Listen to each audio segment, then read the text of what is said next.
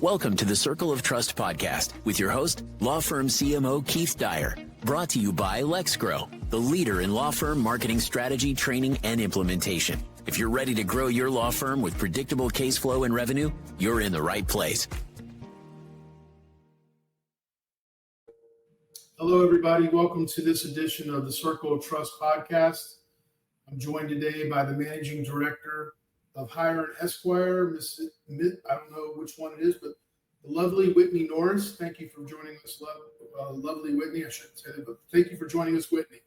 Absolutely. Thanks so much for having me, Keith. It's exciting to be here. Thank you.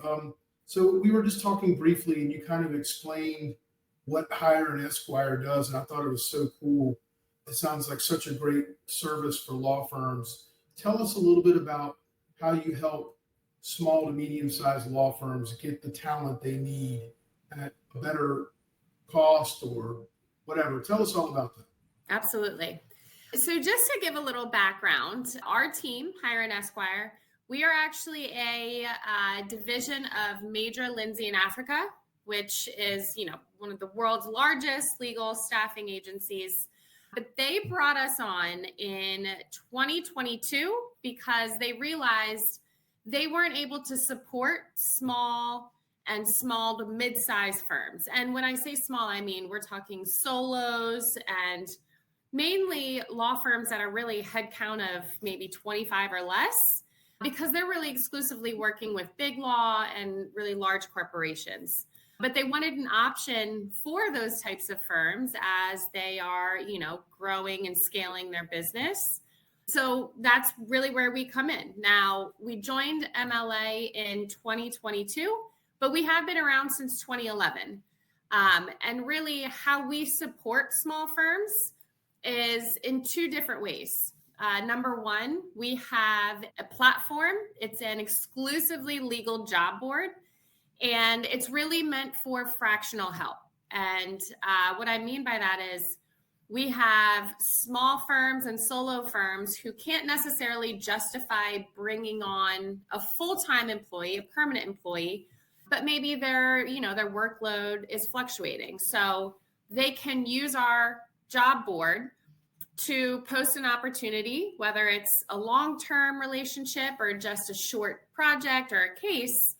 And we have currently over 32,000 legal professionals on our platform who are seeking work, fractional work. It is meant to be very cost efficient for our law firms. So there isn't, the typical markup on the hourly rate. It is a pay to post job. And then only legal professionals, whether attorneys or paralegals, are allowed to apply to that role. So rather than using LinkedIn or Indeed, or although those are great, resources, I'm not, bashing them by any means, but they don't have any restrictions in place that would prevent maybe a personal chef from applying to your attorney position, right? So a lot of times I'm focused on legal professionals. So you cut out the time wasted on resumes that would never fit the position. 100%. So often people will come to us because they have used a different job board. They said, listen, I got 300 applicants, but 3 of them were attorneys and 2 of them didn't have the specialty that I needed. So, a lot of time and energy is wasted sifting through irrelevant candidates. Whereas on our job board, again, everyone who is applying to our opportunities, we have verified that they are either an active, valid attorney, or for paralegals, we do certain background verification. So no one is able to apply unless they are a legal professional. And then you can get really specific in, what required specialties you're looking for, how many years of experience, what type of background. Sometimes people want someone with big law background, languages, state-specific bar license, etc. We also give a recommended hourly rate on the platform because sometimes people don't know where to start. They want to post a job, but they don't know, what is a competitive hourly rate. So we will also give that information as we're trying to be helpful to make the job enticing to applicants. However, whoever posts a job, it's completely at their discretion what the hourly rate will be, and they can pay the contractor directly. So again, it's a really cost-effective option for small firms who are, again, just looking for a little bit more support as they have a heavier workload, but not quite enough to justify a permanent hire, if that makes sense. Yeah, so I have a couple of questions. One is, Yeah. what do you feel like you tend to place the most? Like, what is it that that comes through that you have that are, what do you not challenge, but what are you hired for, or what do you hire out the most? What position? What do you see is a typical or a common thing that comes through that the firms are needing?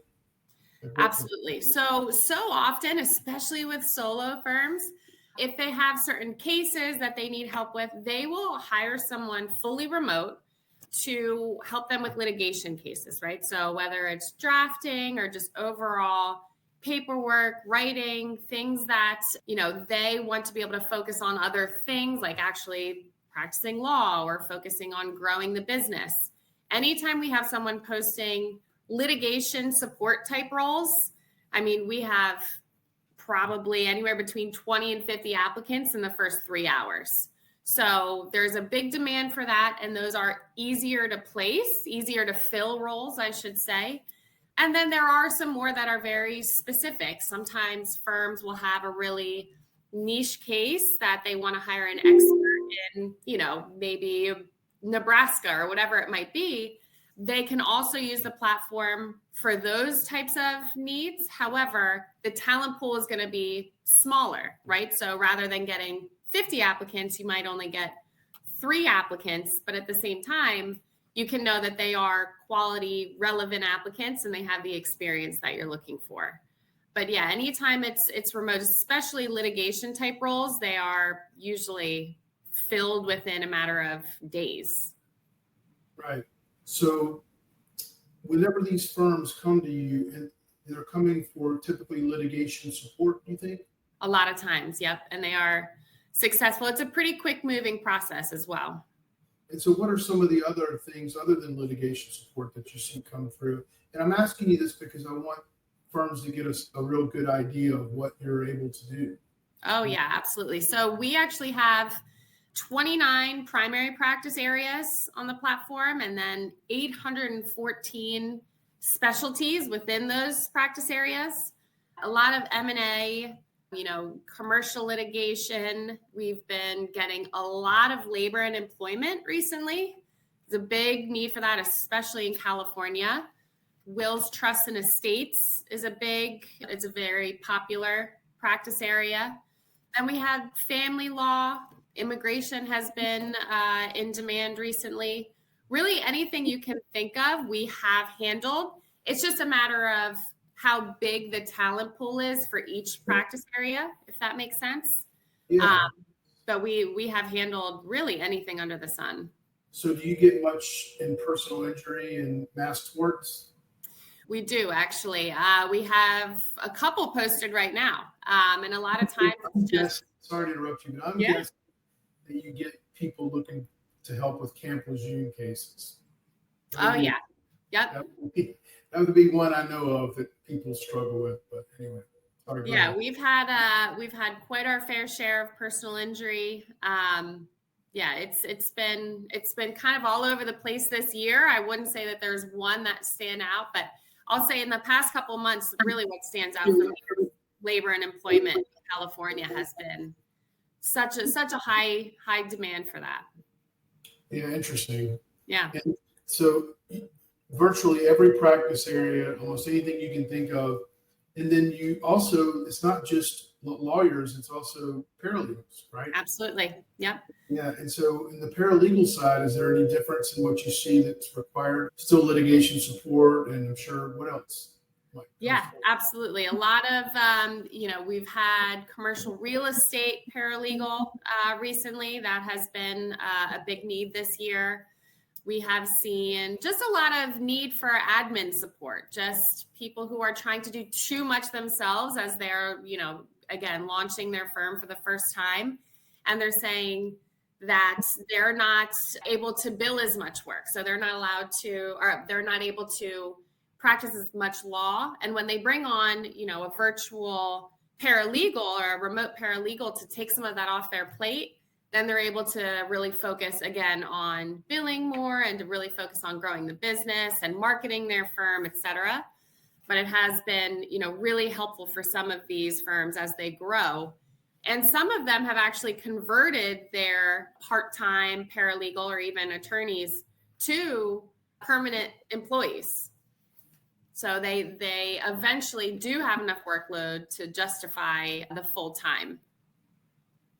So that's really cool. And so that really is a way that they can scale their firm Absolutely. In the growth sense. So they're able to bring on talent for what they need. And then maybe because they've settled that, they're able to be more successful and bill for more. And then they can justify bringing on this person or persons full time.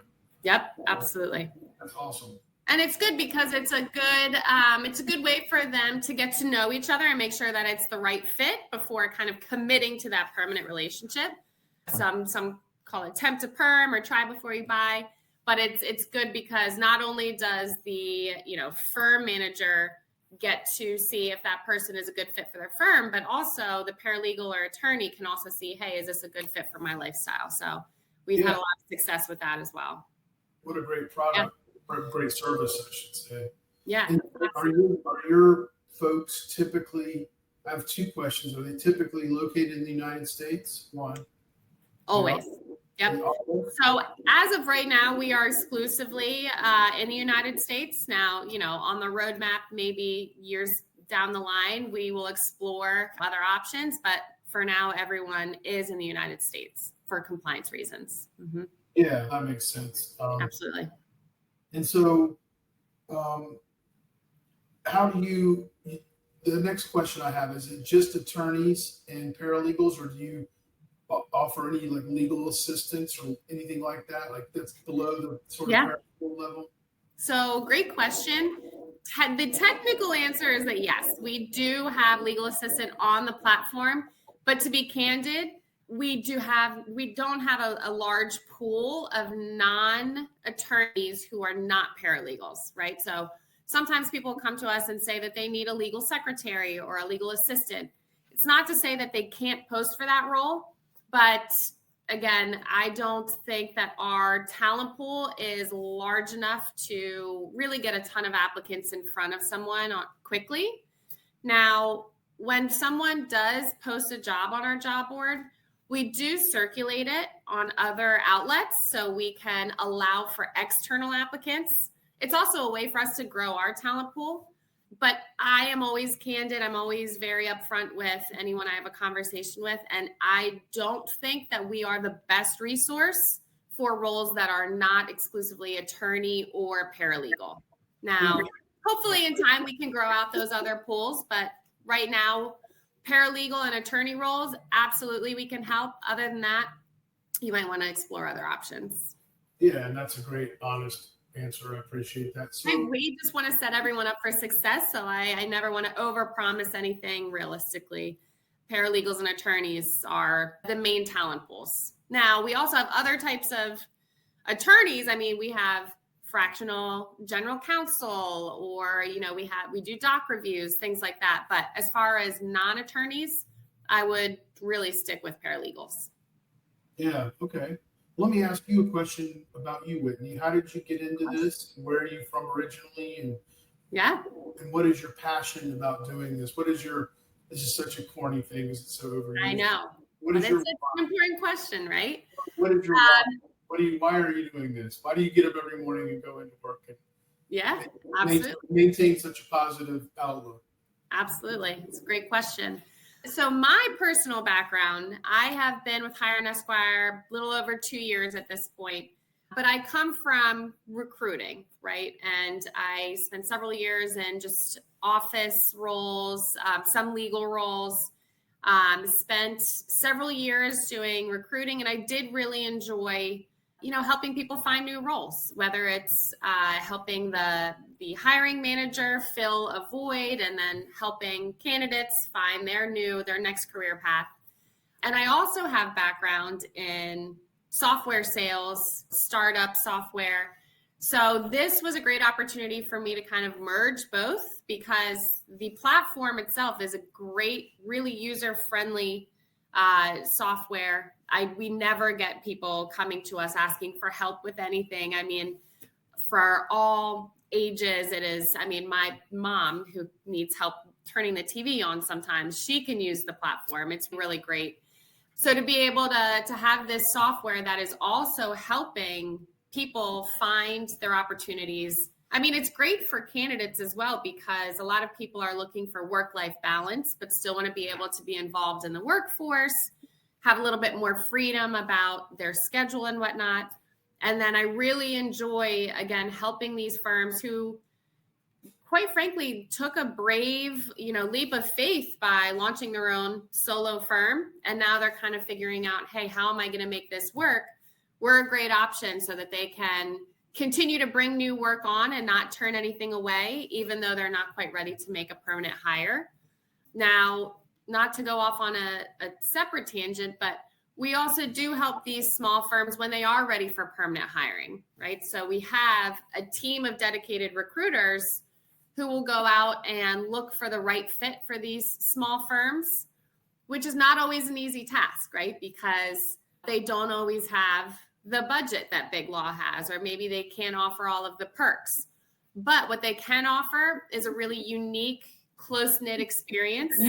They can offer mentorship, and they can help train someone who maybe doesn't have the exact experience in a certain specialty.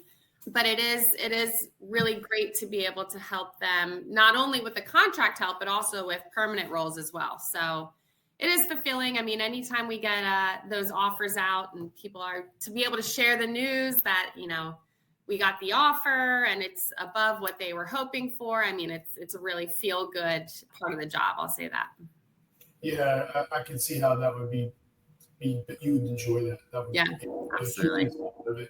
You sound. I know you're sitting in Philadelphia. You're working in your offices out of Philly, but you sound like you're from the Midwest. Well, I did go to school in Ohio for a bit, so I think I picked up a little bit of an accent that has just lingered. But no, I am Philly through, and meant to mention earlier, I am sitting in Center City, Philadelphia right now. I'm getting excited for Eagles season. They start this evening. We're still watching the Phillies every night, so that is one part about not just myself, but our entire office. We are diehard Philly sports fans. And it's funny because sports town. Oh, yes. And our software developers actually sit in Pittsburgh. So we have a nice rivalry between the two big cities in PA. But of course, Philly always comes out on top. So I've lived in both. For time. Yeah. I like them both for different reasons. They are very different. And as much as we joke around, Pittsburgh's it's also a great, great city. Love Pittsburgh. Oh, they're both good. They're both fun. Yep. Both good sandwiches. Yeah, Philly's got such a great location to be able to just go all over the Northeast. You're not far from DC. Oh, yeah. Close to New York, not far from Boston. That's one thing I liked about it. And I enjoyed Center City, and Manayunk was a fun area. Oh yeah. Yep. There's a lot of awesome restaurants like all around the office, which is really nice too. We treat ourselves once in a while to a fancy lunch. So it's a great place to work. I'll say that. Yeah. I did a lot of work in Center City. A long time ago, I was building towers. Oh, nice. I used to have to go into the city hall there and pull lots of records and look at them. So I would get into town there a lot. Yep. And struck up a bunch of deals with the different skyscrapers to put antennas on them. This is back, I'm dating myself, but this is back when all the cellular networks were being really built out. Yeah. Well, Whitney, I've enjoyed talking to you very much. Of course. Thank you so much for joining us and telling us all about Hire and Esquire. I think it's a terrific service. It gives firms a great way to scale up their operations without not overextending. Absolutely. Well, thank you so much for having me, Keith. It was a pleasure. Yeah, thank you so much. Thanks for listening to the Circle of Trust powered by LexGrow. If you enjoyed today's episode, follow us and leave a review.